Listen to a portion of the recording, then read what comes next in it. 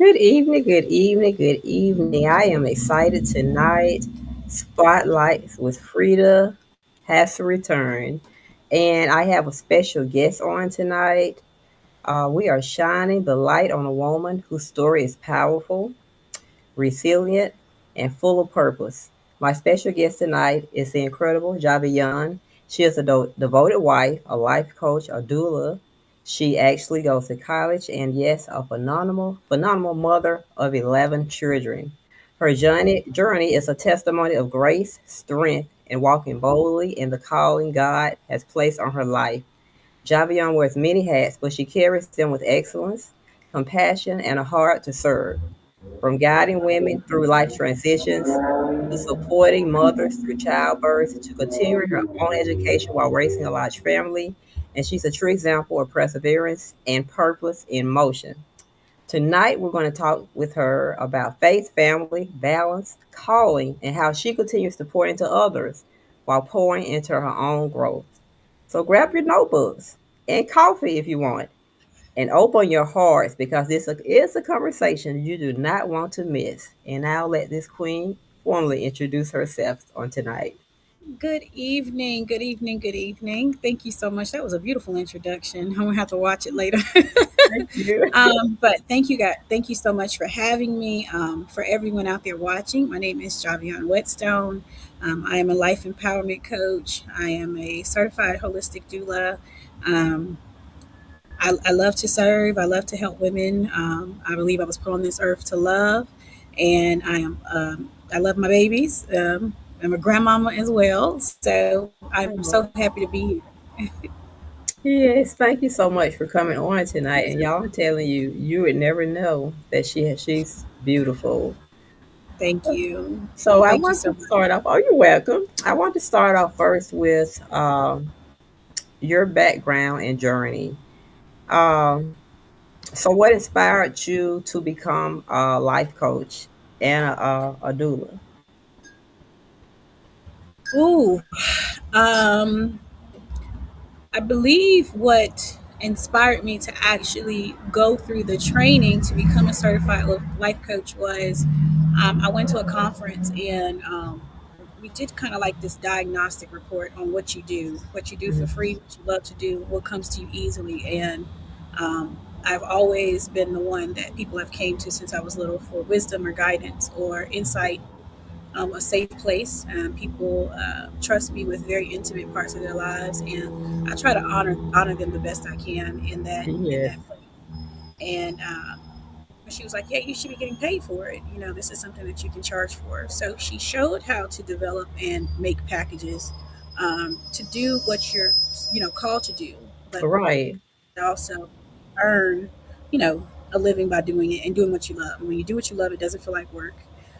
That's how that came about. When with the certified holistic doula, I had no intention on becoming a doula, and it's interesting because I believe my pastor many years ago asked me about it, and I Mhm. kind of let it slip from me because I thought at the time, "Are you saying this because I have so many children?" Right. um, exactly kind of why I'm doing it now. Mhm. Um, my children got to the age where they could have children. And then one of my daughters did get pregnant, and I wanted to make sure that I could advocate for her. I have experienced some things. I became a mother and a wife at 15 years old, and I dealt with discrimination. I dealt with lack of attention. I dealt with being ignored, overlooked, and forced to do something that I, didn't want to do when it came down to having a natural childbirth. And so Right.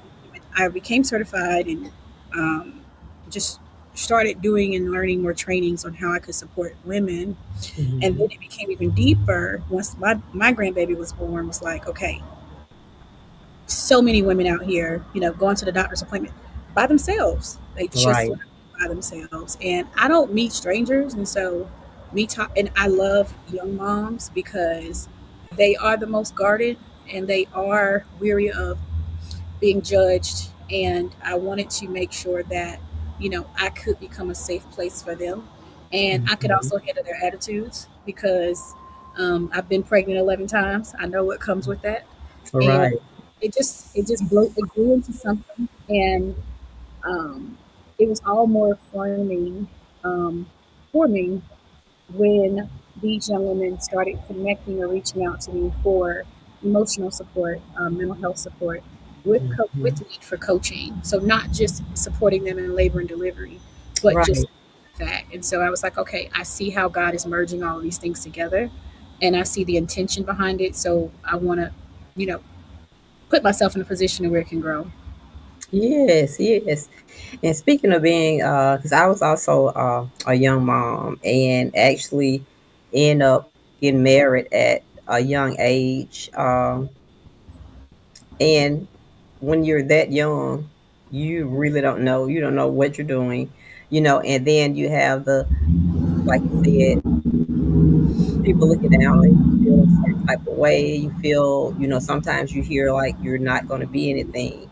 But, when you go through this, you don't understand it back then, but everything happens for a reason, part of your Yes, purpose. And yes, like now, like you're saying, you can be an advocate to young mothers and then also to your kids and other young girls as well. So that's awesome.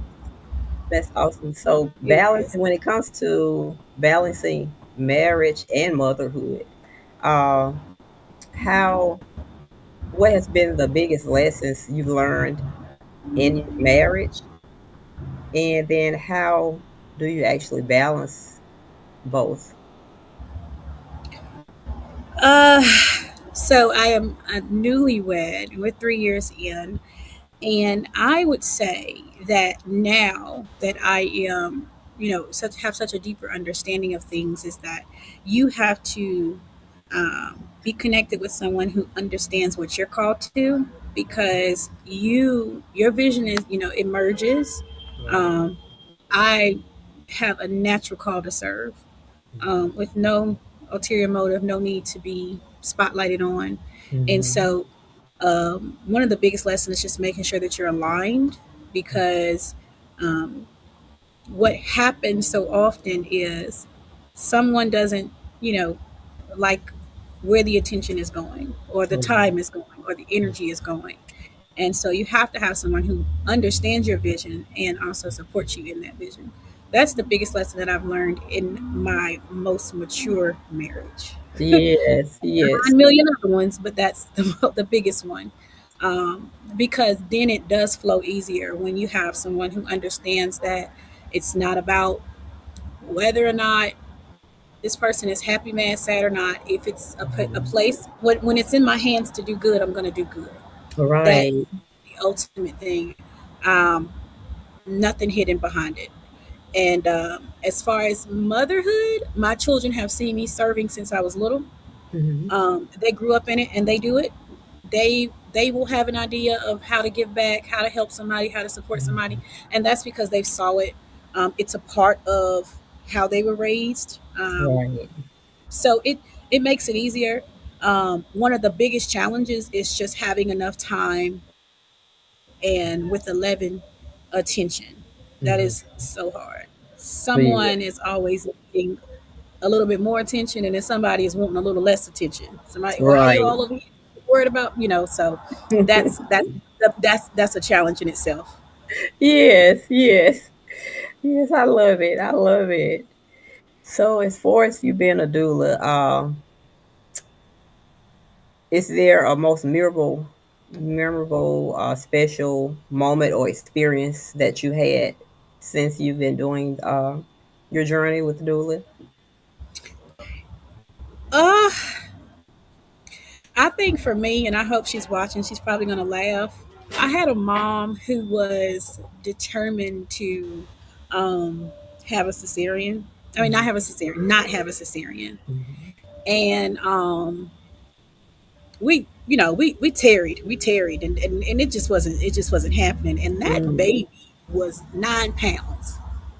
And we Wow. laughed because we were like, he won't coming up out of there. If he was, it was gonna cause some damage.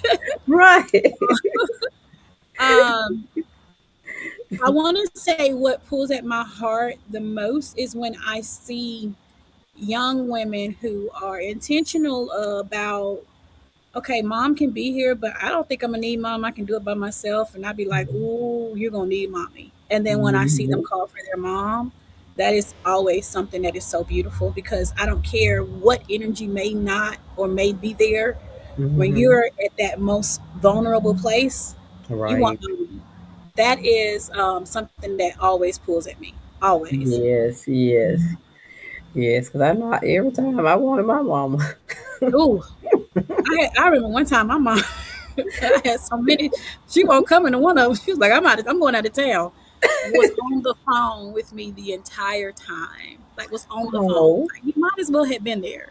right. You know? Oh, But she well, was like, that's "You got to stop this." oh, That was that's not. Those were beautiful. not the exact words she used. Right. Okay. Those weren't Oh, the words she used either.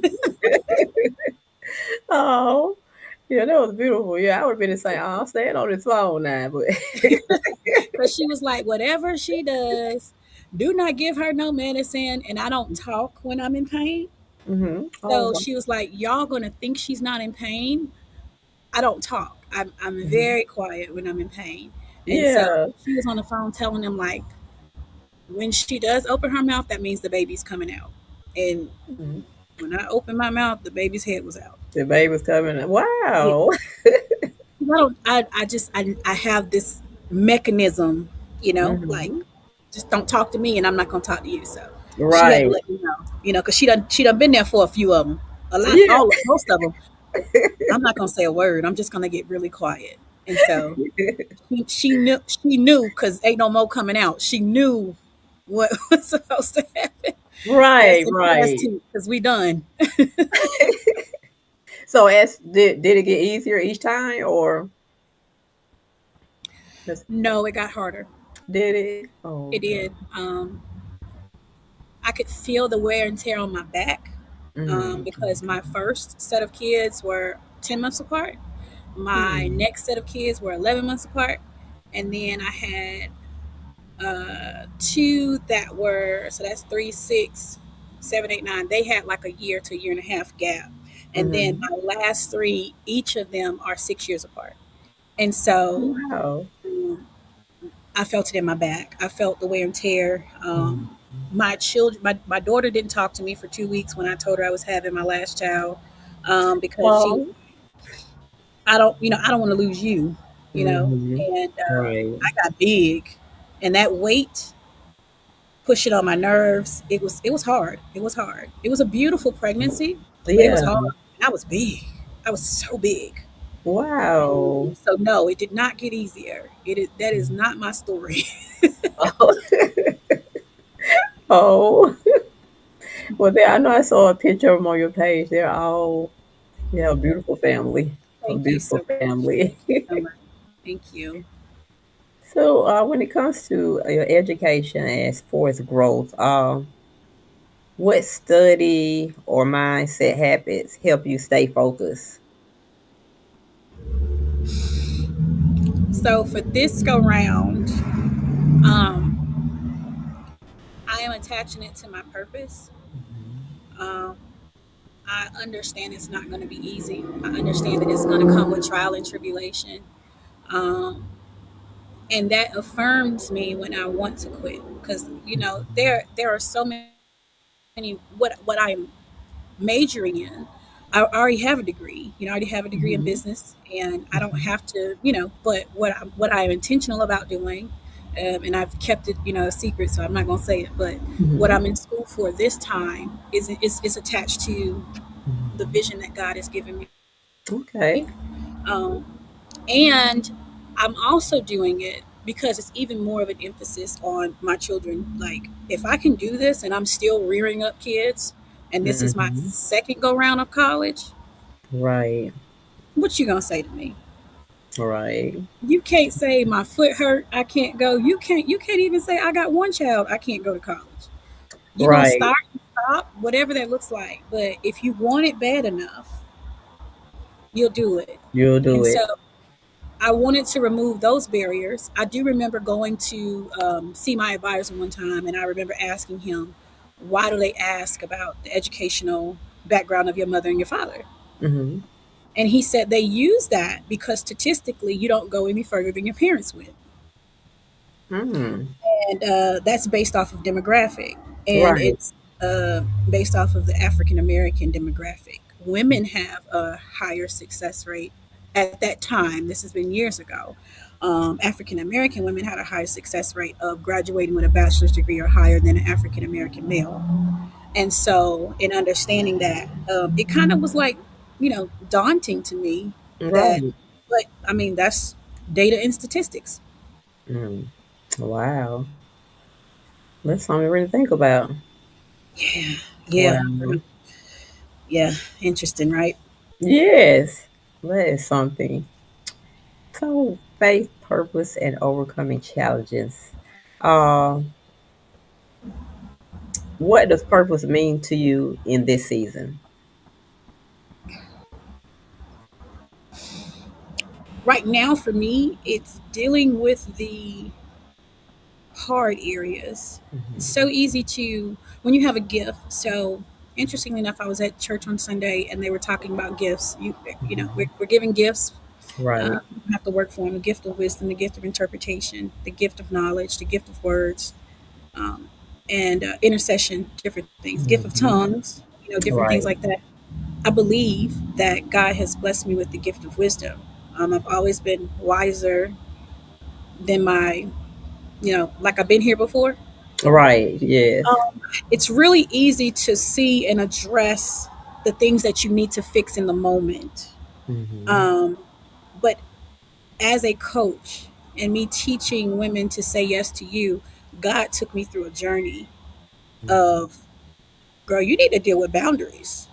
You Right. need to deal with knowing where to put people, conversations, things, Mm-hmm. um, what you're called to, what you're not, because I'm such an empath and I love everybody.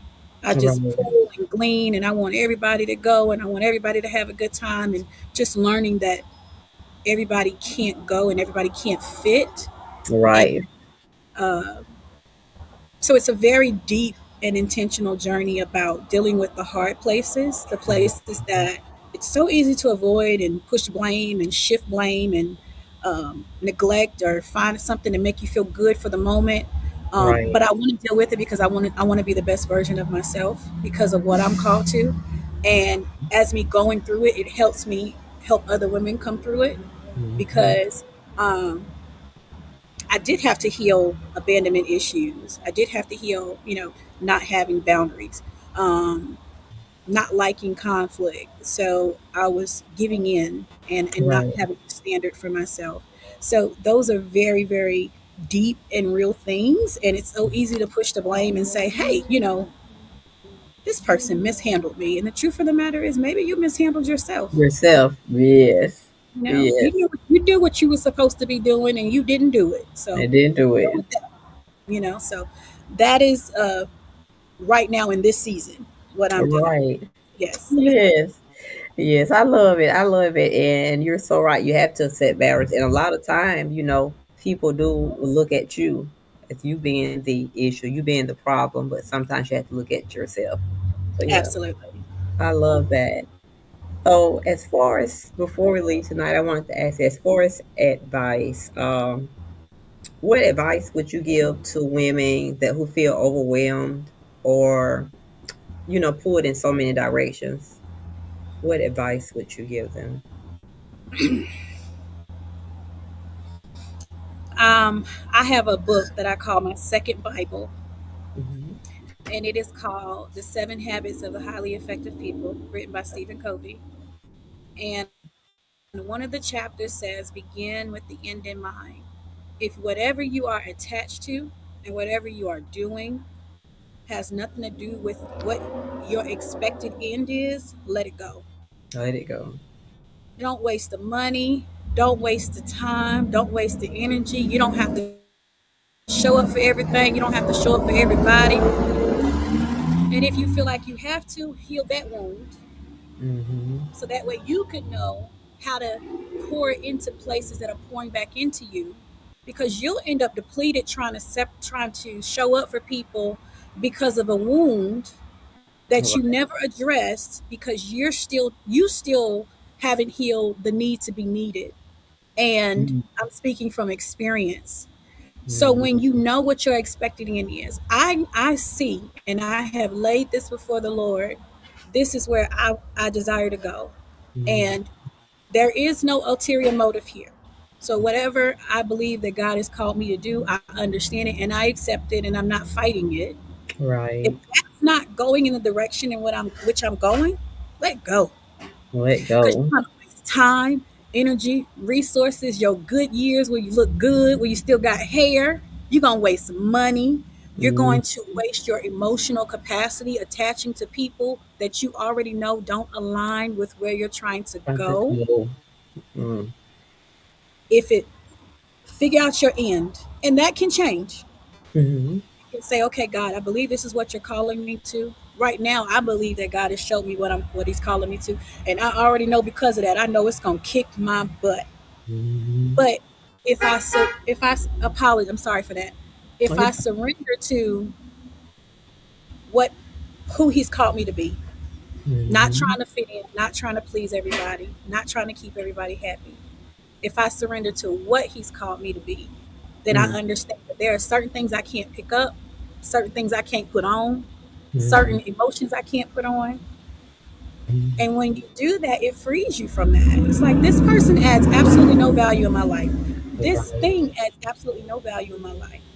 Not doing it to, just understanding your why, like Right. accept understanding your why and doing the work. So if you're not that person that you need to become to be what you're being called to, this is the time where you got to focus on yourself and build you up. Mm. Oh yeah. As you build you up, God begins to send people in your life who will help you get to your expected end. Mm. But you got to be willing to let some things go. Some people go, some habits go, some Mhm. thought processes go, some agreements. This is that if we could all get that, Mm. Mm. if Mm. we could get that, do you know how much time and energy and money and Mm. unnecessary drama we could Right. sit with that blanket writing down them goals and them calendars and I'll see y'all later. You know? Right. Yes. See y'all Right. later. Yes, I So yeah, love that. I love that. What's that? Can you give us the name of that book again? the 7 habits of Mhm. highly effective people. Highly effective people. Wow. Oh, that's awesome. I love that. I love that. So as far as journaling, do you journal a lot Yes, or? that saves some cuss words. Mhm. Yes. Yes. Yes. Um, I journal. It has been in this season of my life. It has been so helpful. One of the Mhm. things is that sometimes you feel like you got to get it out, Right. and sometimes that conversation needs to be just between you and God, Mm. not another human. Not every right. Um, and that has helped me. But it also gives me the ability to reflect on every time, and I tell my kids this, my hand in it. Mhm. Um, I am really big on journaling. I'm really big on having a life coach and a therapist because a life coach can say what therapists can't say. Mhm. Right. A life coach can tell you, girl, if you don't leave that man alone, Well, you're yes. going to lose your mind. A Yes. therapist can only say, well, I can't tell you what to do, but whatever you Mhm. decide, no, I'm going to tell you, Mhm. you know what, that's trash. You know, Right. ask me how I know, so you can say a little bit more. And so Right. yes to journaling, yes to therapy, yes to a life coach, yes to accountability partners. Mm. Yes. Yes. Accountability partners. I love that. We like when it comes to working out, sometimes, Hmm. well, we've stopped it lately, but normally we encourage each other, send a text, you drinking your water, like work out today, because sometimes you just need that motivation and making you accountable for what you need to do. And Hmm. a lot of people are like, I ain't doing it, but it helps. It helps. It really helps. It Oh my really. goodness, yes. And I think that now in this season, I'm actually writing a book. I'm hoping to have it out before Mother's Day. I started on one book, but I feel like this is this is necessary. It's sitting right in front of me, and I feel like it's pulling me. So I'm being very intentional in this season about getting it out. But one thing I will say is that the people that you connect to, the energy should be accountability. And Mm-hmm. if you feel like these people are not going to hold you to a standard of honesty, forgiveness, and accountability, you need to let them go. Let it If go. your concern is, I can't be my flawed self around them because they're going to talk about me, judge me, or make me feel unsafe in my low moments, then you really don't need to be connected to those people. You Mm-mm. need to find people or make space for people, because the Bible says he who wants a friend must first show himself friendly. And Right. so when you are saying, okay, God, I want some people in my circle, I want some people who, you have to understand that it's so imperative to make sure that those people are going to cover you, Mm-hmm. um, encourage you, allow you to have your low moments, because we all are Mm-hmm. flawed, and Right. you still say, okay, now that was messed up. You Mm-hmm. what? But I got you, and we gonna keep Mm-hmm. going, and Right. you know, let's get it together. It's Right. so important to do that and understand the because we're all going to have our moments. And Right. if you don't trust yourself around the people that you spend the most time with, you're setting yourself up for failure. Right. It's Right. going to happen. They're Right. going to do what you see them do to other people. Mm-hmm. They're going to do You, it. you are so right. You are so right. And when it comes to, that's what I always say, like my friends, I'm not gonna sugarcoat it. I'm gonna tell you the truth.